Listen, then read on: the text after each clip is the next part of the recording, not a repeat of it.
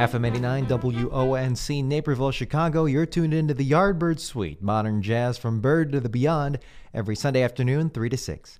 And I'm joined here in the studio with me, Rajiv Halim, Chicago area sax player. What's up, Dominic? I'm doing all right. How about you? Good, man. That's good. Yeah. That's good. So, and just first of all, your background. You're I didn't know this until I looked up on your website. You're the son of Belizean immigrants. Exactly. Yeah. That's awesome. Yeah. And that's for those that may not know. I actually had to look it up myself. That is a country.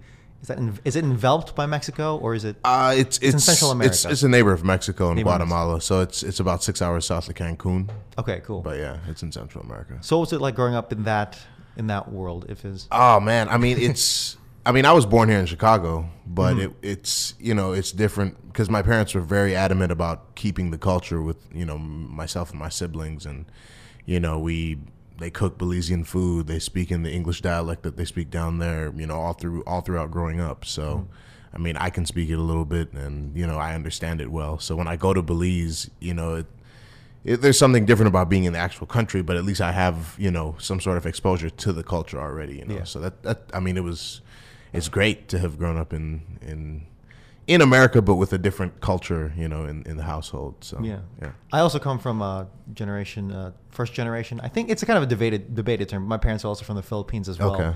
So it's kind of cool to have that perspective. Yeah. That kind of bridging generational divide. Yeah. And so, I mean, I guess there's a musical background to that as well, coming from that. Right. So, I mean, like my dad doesn't play music, but his grandfather was like one of the biggest band directors down in Belize, and he directed for everybody, like the police officers band, the firefighters band, like all types of regional bands down in Belize. His name was Rudolph Andrews, and so to this day my dad's always like, man, I wish Papa was still alive so he could see you. He would be so happy, because he also always talks about how, like, in in the 70s and stuff, when synths were coming out, his grandfather would be like, "Oh man, so many musicians are gonna lose work now, blah blah blah blah." But yeah, so that's kind of like my Belizean musical background. My mom also plays; she plays piano, and my grandmothers on both sides were like really great singers down in Belize as well, like winning awards down there and all types of stuff. So yeah,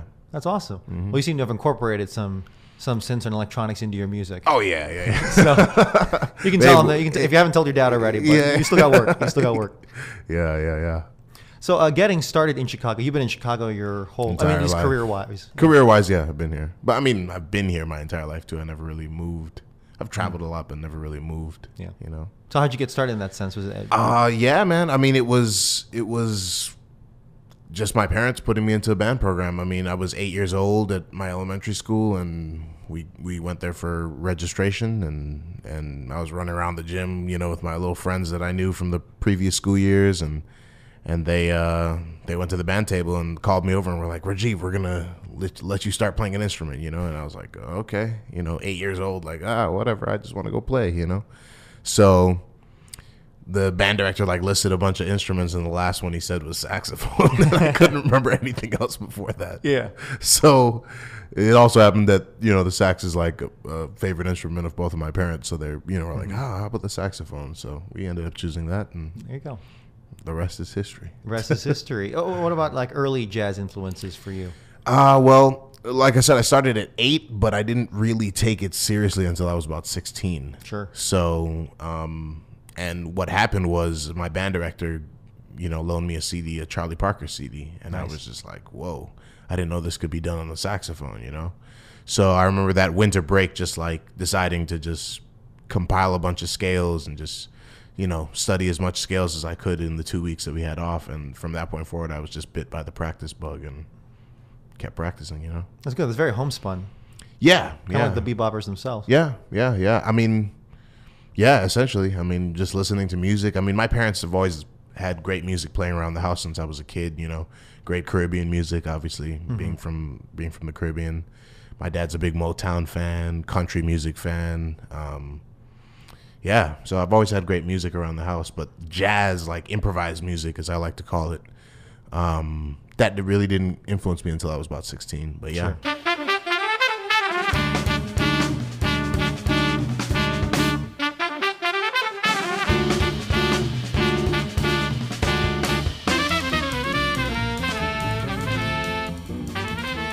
And you've listed, I mean, on your website, you list a whole lot of other influences as well, both past and modern. What's more modern influences? Maybe some more concurrent ones.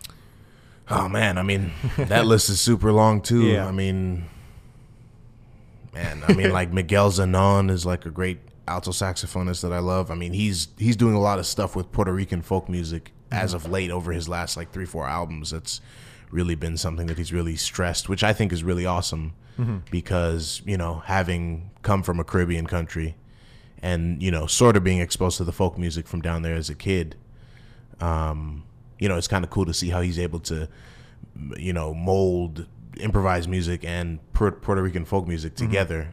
You know, and it kind of gives me an idea, like, what if I do that with some of the Belizean folk music, you know? Yeah. So it's cool to see him. I mean, you know, I listen to everything, man. I'm a musical mutt, so.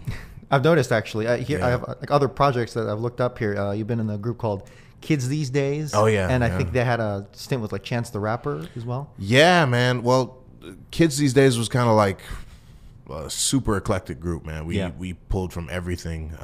There's some videos on the internet, and it's all over, all over the place. There's funk elements, rock elements, jazz elements, blues elements, classical elements. Everything was in that band, and Chance was associated with the band because Vic Mensa, our rapper at the time, he was part of like the same rap clique or the rap group Save Money here in Chicago, and Chance and Vic were, you know, in that together. So I know Chance, and yeah.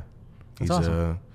Been a friend since he was younger. So there you go. And I noticed you did use the word rap, probably because I used it first. But real quick, this question, I've never actually gotten a definitive answer on it. Do you know the difference, if there is one, between rapping and spoken word? Because I hear that one a lot too. Sure, man. I mean, to me, spoken word has more of a poetic element to it, and it might be over a beat or music, or it might not be. You know, rap to me has more of an inherent like rhythm to it, you know, like you know, even if somebody's just freestyle rapping, you know, to air, you know, in the middle of the street or something, you can still hear a natural rhythm to it. Spoken word has a rhythm to it, but it's more of a poetic rhythm to me. Sure. You know, like kind of like related to slam poetry in that way. Sort of. I mean, I wouldn't say I'm like an expert in this field, but that's what I've gathered from it, just from, you know, listening to both styles and both idioms. Well, you're certainly closer to that world than I am. So, yeah.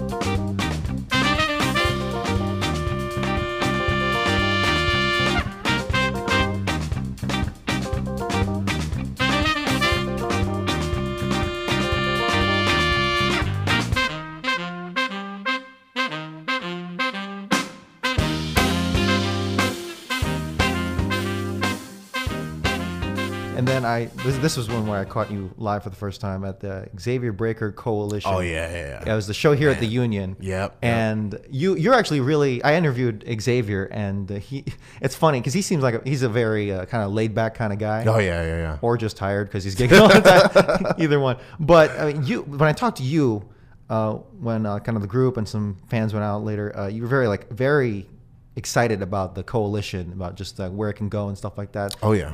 I don't know if you want to speak to that at all. Yeah, man. I mean, that's one of my favorite groups. I mean, you know, there's quite a few groups coming out of Chicago now that have like kind of a unique sound, and it's great because, you know, we can put Chicago like really on the map right now with these groups, and the Coalition is definitely one of them. I mean, another group that really, you know, blends a lot of different genres together. I mean, first of all, I don't really think in genres ever. Like that's why I think I'm a musical mutt, because it's the same 12 notes in Western music, you know, we're all using the same thing. So that being said, I mean, the Coalition definitely, you know, takes from different styles. You know, we have a lot of hip hop elements, we have a lot of R&B elements, obviously a lot of jazz and improvised music elements.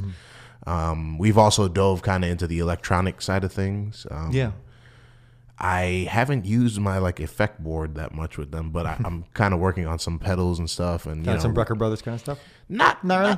not necessarily. Maybe more of like a modern type of thing, like influenced by like Fly Low, like Flying Lotus, or Thundercat, or James Blake, or artists like this, kind of modern electronic music artists. Okay. But yeah, so we just try to pull from everything, man, and create something organic. Yeah.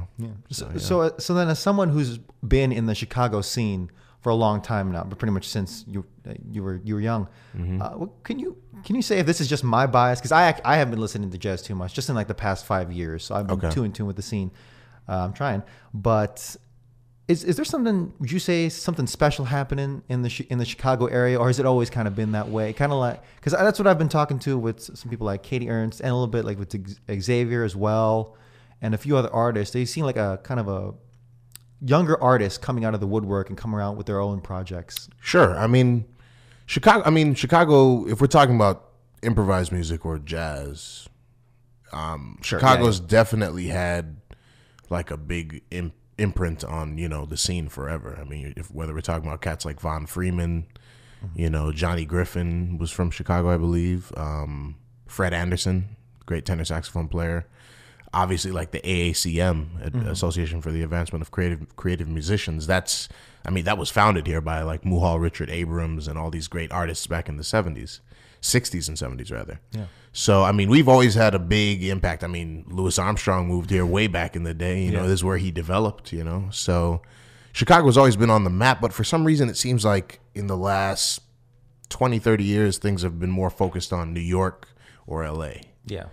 And I think, like I said, there are a lot of like groups coming out now with unique sounds that I think, is putting Chicago back on the map, whether it's groups like Marquise Hill's band, Marquise Hill I was just about to Black say. Tet, or even like you brought up Katie Ernst just now, Twin Talk, the band that her, Dustin and Dustin Lorenzi and Andrew Green have. That's an incredibly creative and unique group. The Coalition, Quentin Coxum's band. There's a lot of great groups coming out with very unique sounds on the improvised music scene or the jazz scene. So yeah, kind of a cool time to be alive for Chicago jazz music. Yeah, or just music in general. Always. Definitely, always. Yeah.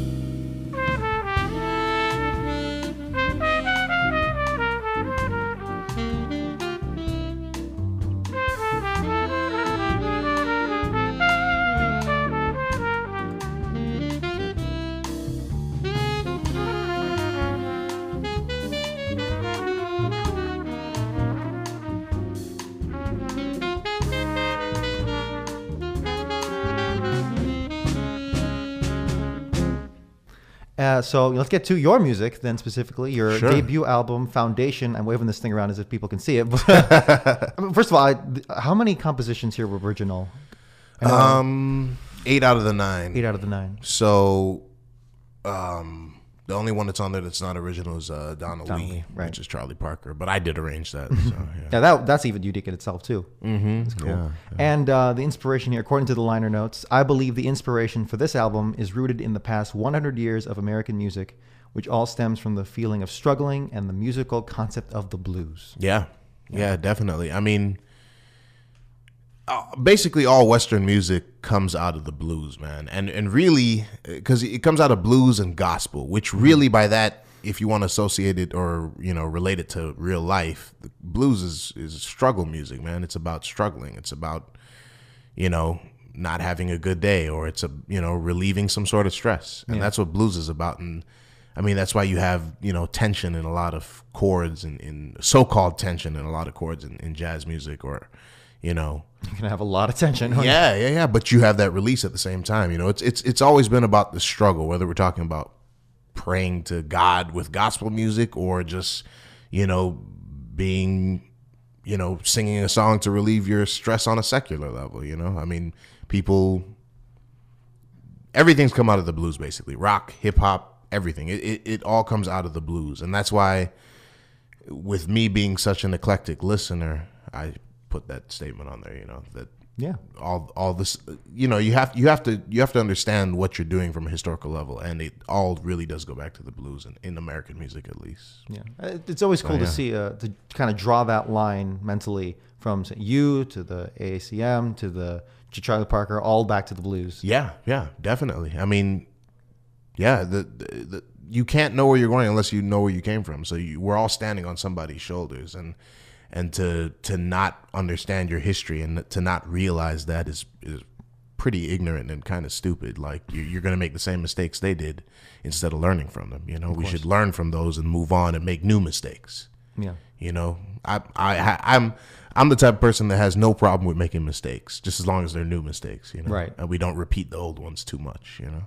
or at all. So yeah, it almost sounds like kind of Charles Mingus kind of way of thinking, where it's you know, kind of defender of the past, but also pulling forward in that sense. Oh yeah, I mean he said something about how like if the music was good back then, it's good now. Like I'm gonna write in every style because of that. You know, like just because you know trends have changed doesn't mean the music became garbage. You know, it's still great music, or not garbage, but not relevant. You know, it's still great music.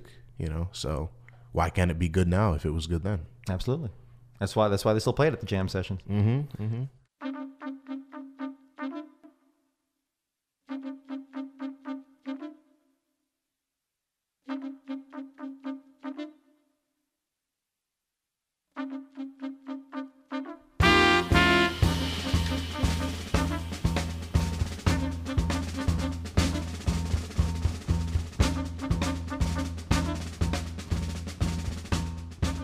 Also, the foundation is also referencing people in your life, I would say. Yeah. Yes. Mention that in the liner notes as well. Right. Specific songs like The Wise Man or The Hard Worker. Right. So, I mean, Foundation, the title in general is just, I mean, obviously it's my first album. So it's kind of like the foundation of my recording career, you know. And then pays tribute to many things on there, including, like you pointed out, my family. Some of the music comes from like where my family's from, Belize, like we already pointed out. And I also kind of looked at it as like foundation for like future projects, you know, because I feel like take Slim, for instance, you can take, I'm planning to write an entire album's worth of music inspired by Belizean folk music or Belizean, you know, original Belizean music. That's awesome. And that's one strain. Yeah. You know, this album in particular kind of has a lot of tunes that are written for my family members. Mm-hmm. So this was kind of that. And then, you know, like with Halim's Dream, you know, I want to take some sort of like maybe political angle with that on a positive way and be like, okay, this is what I would like to see happen in the world. Here's a bunch of tunes that reflect that. Or, you know, just different themes like that. You know, the blues is on here. Foundation itself, the actual tune is a blues, you know, so yeah. Without a doubt. And just some of the guest artists you have here as well. Actually, it's representative of the kind of the Chicago scene, which is awesome. Yeah. You got Marquise Hill, Ari Brown, kind of a living legend in that sense. Joel Ream from the Coalition. Mm-hmm. And just like mainstays in your group as well, like Junius Paul and all that. I mean, it's all Chicago cats. I mean, I wouldn't have it any other way. These, you know, it's cool to bring in guests, but it's more cool to bring in guests who have like influenced your career and like know you and like know your music and know how you're playing. And, you know, it's different when you just call in some big name and he just, you know, it's basically a paycheck for them to play improvise on your song or whatever. But it's cool to have, you know, this band I've had together since 2011, I think, if not earlier. And, you know, these cats have been playing with me for a while. So it's cool to have them, you know, on the debut album. I mean, I wouldn't have it any other way. So, yeah. That's awesome. You know, it's kind of cool. It kind of shows how tight-knit. I've noticed it's been really a tight-knit scene. Just the jazz scene for so long now. I've been going to jazz shows live in the city just for a couple of years now, mostly because I'm finally 21 now, so I can finally get into the good ones. But there hasn't been a single. I want to say there hasn't been a single show where I haven't seen either in the band or the audience like someone from a player from some other group or show that I saw, and that's pretty awesome. Oh yeah. I mean, we got to support each other on the scene, no doubt. I mean, my objective as a promoter or a businessman of my music has never been to promote to musicians necessarily. You know, my goal is to build up an audience of people who are just listeners, you know, who I can influence in some way. Musicians have different perspectives than listeners.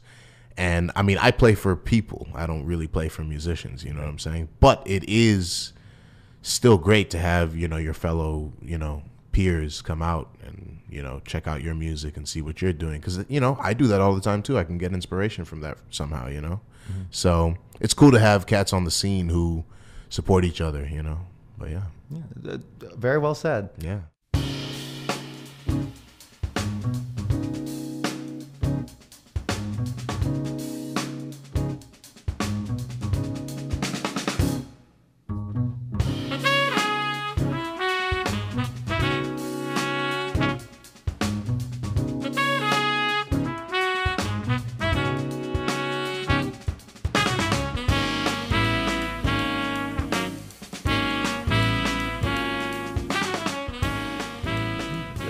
Very well said. Yeah. And, you know, just kind of being well said in general, I've heard from, you know, other players that you work with, or just from seeing like what you say on social media as well. You seem to be very outspoken on many current issues, like on issues of politics, race, and social justice. Oh, yes. I mean, go ahead. Well, it's been a very dark couple years here in America.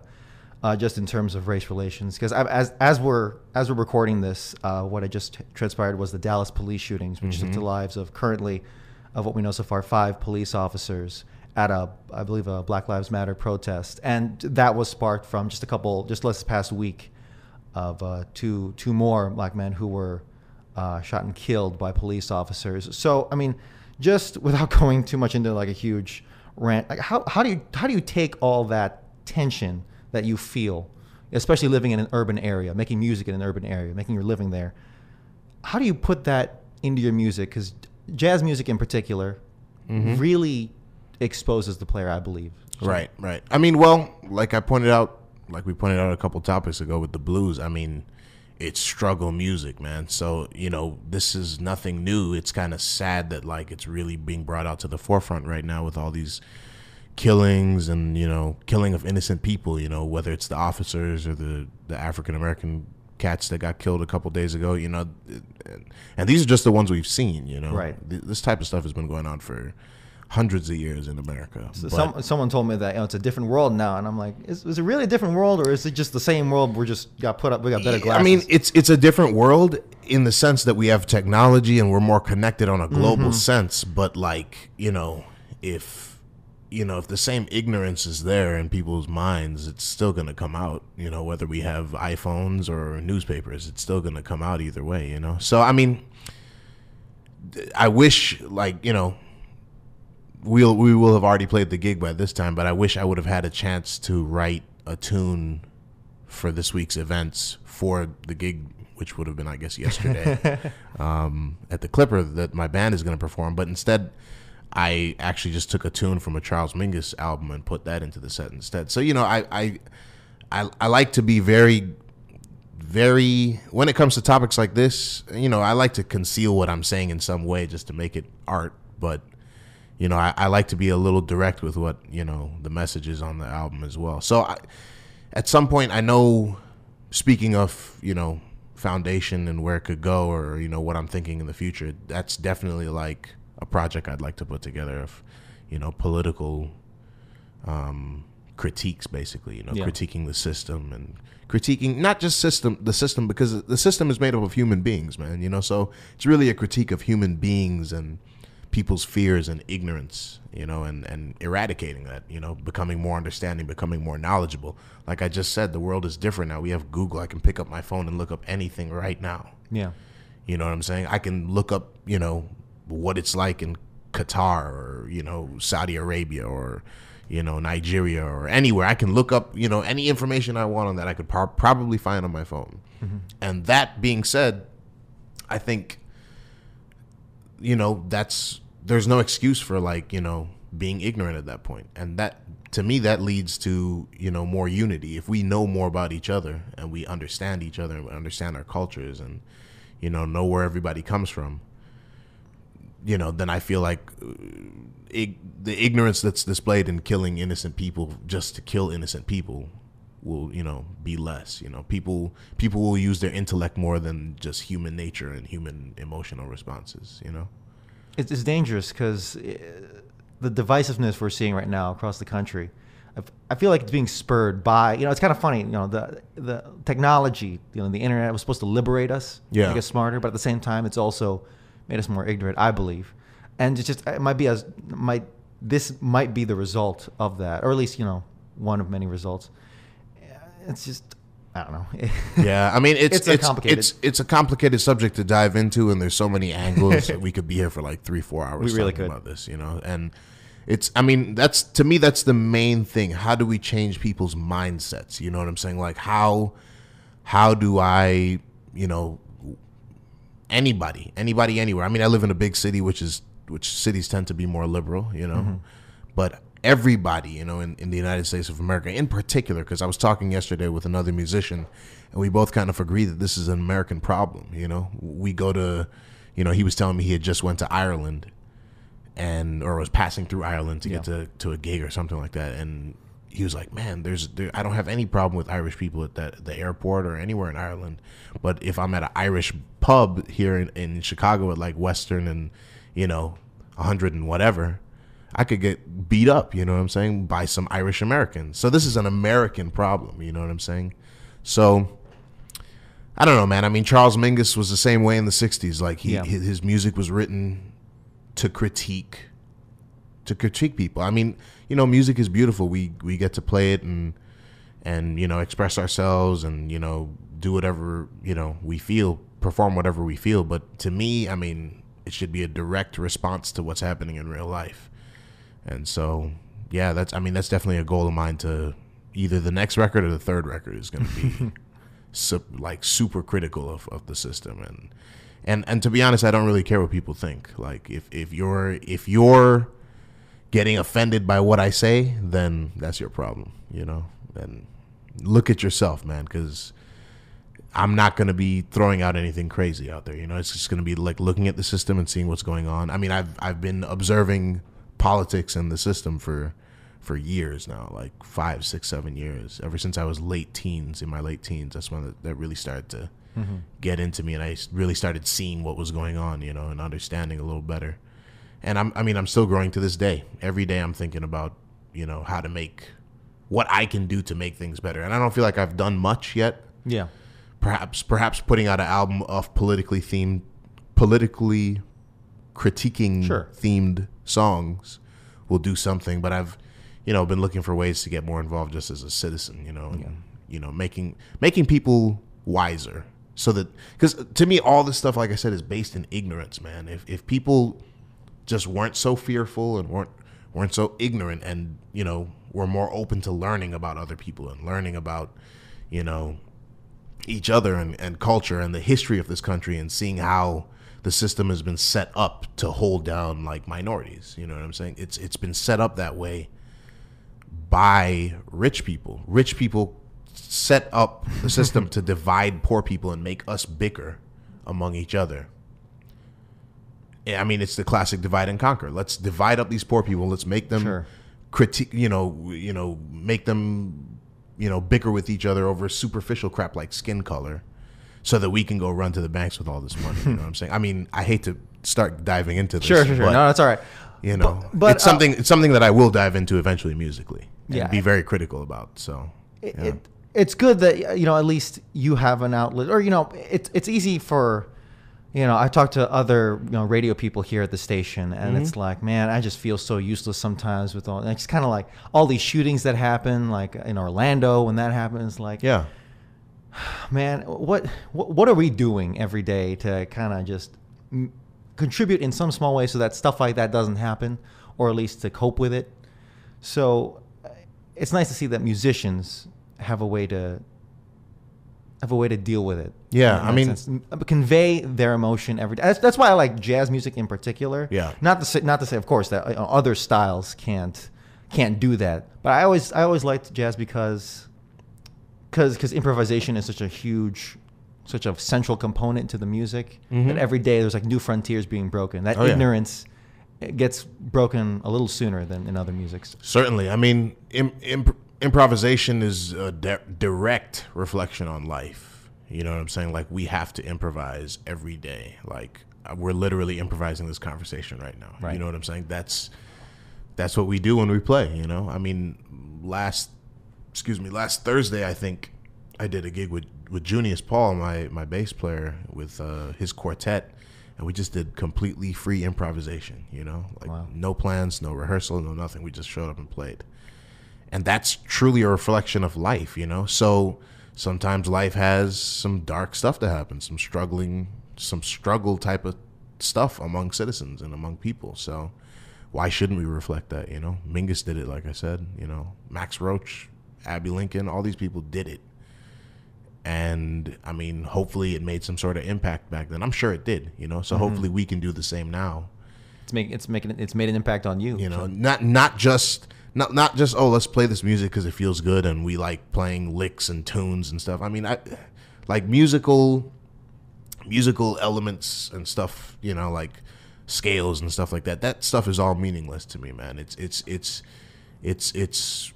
It's tools to get to something more important. You know what I'm saying? Like, you wouldn't see a chemist or a pharmacist obsessing over like the elements that they're making medicine with. No, they're making the medicine. They understand those elements and what it can do to help somebody get better. You know what I'm saying? So the end result is to help somebody get better, or musically speaking, to help society, you know, get better in terms of their soul and their spirit. Like, help them not be in such this weird, dark, ignorant mood, you know? So that's my goal, hopefully, with music. Hopefully I can make that happen, you know? Rajiv Halim is a powerhouse. He's got a lot of intellect behind that saxophone.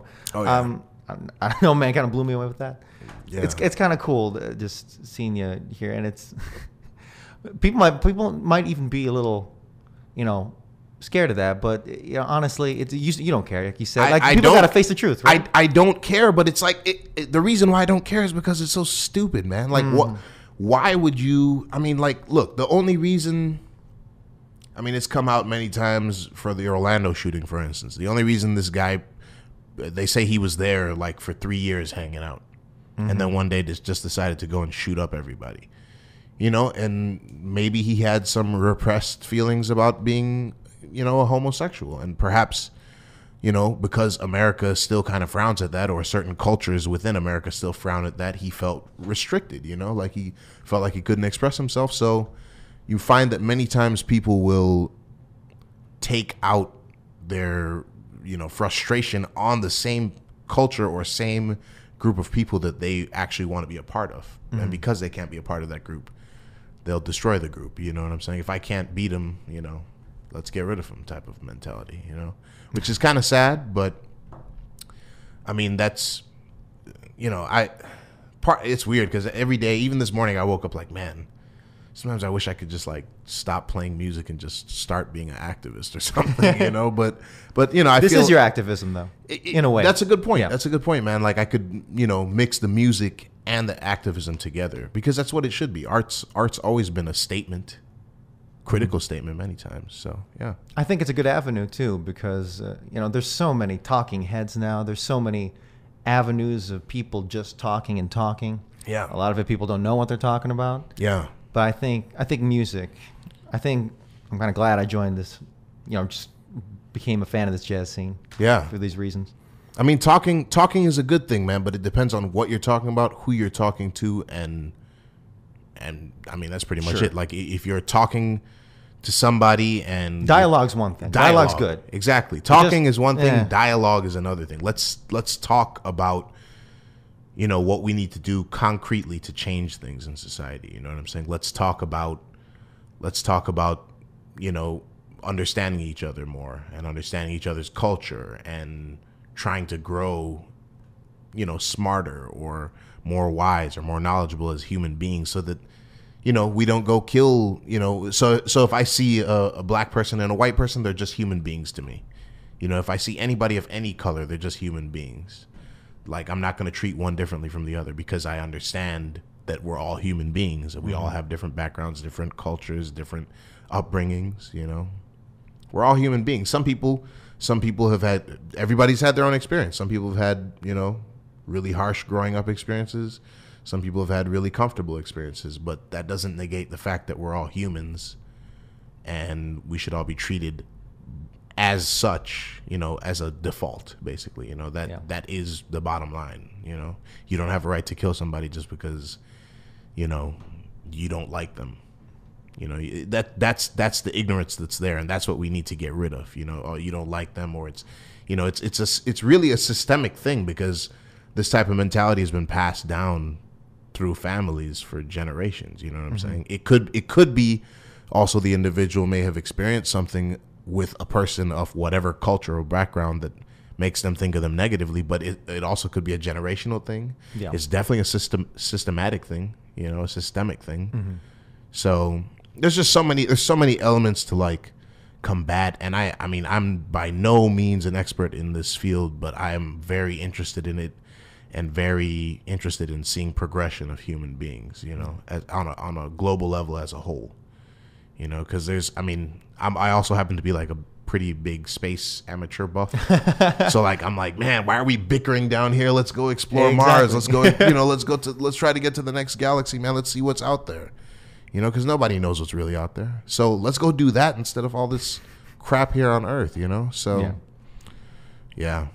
This is kind of a tangent and a diatribe. That's fine, man. We could talk all day, but I think what really catches people, honestly, what really caught me, of course, first of all, was the music. Yeah. So, you know, I mean, where can people catch you on a more regular basis, if that's? Yeah. So my group is not really playing regularly anywhere at the moment, but I do play every Sunday with Charles Heath. With the Charles Heath Quartet at Andy's from 5 to 8:30. That's a jam session. It is a jam session. We play the first set, the house band plays, and then the second set we open up for a session. So musicians, music lovers, anybody that wants to talk about politics, come talk about it. Boy. You know, it's a nice hang. Andy's is a great jazz club, one of the best in the world, and yeah. So you can find me there on Sundays. And where else can they find more info about you?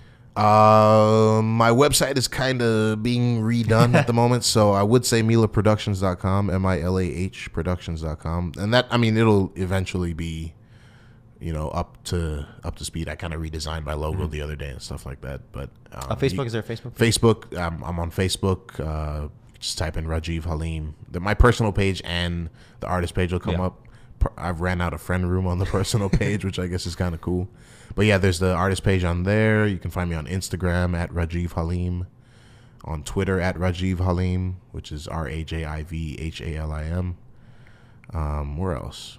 Yeah, those are basically the ones: Twitter, Instagram, Facebook. Rajiv, it's been an honor and a privilege, honestly. Yeah, man. Man, Dominic, thanks for having me out here, man. Anytime. Thank you so much. Yeah.